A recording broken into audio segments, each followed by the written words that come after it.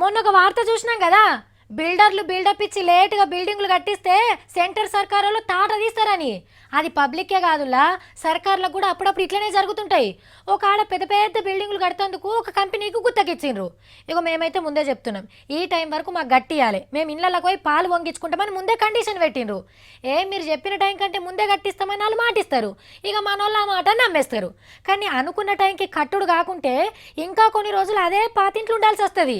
వీళ్ళ పరిస్థితి కూడా అట్లనే అయినట్టుంది.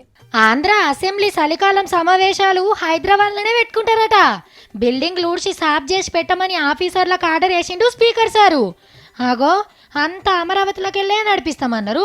మరి అసెంబ్లీ సమావేశాలు మళ్ళీ ఈడెందుకు పెడుతున్నారు అని అనిపిస్తుండొచ్చు మీకు. ఏం లేదులా, కొత్త సంసారం కదా, చెయ్యి తిరగాలంటే జర్రంత టైం పడుతుంది.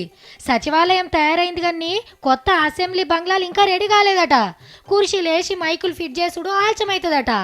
కాబట్టి ఈ ఒక్కపారి హైదరాబాద్లోనే మీటింగ్లు పెట్టుకొని మళ్ళా తాపకు ఆంధ్రాకు పోదామనే ఆలోచన చేసిండ్రు.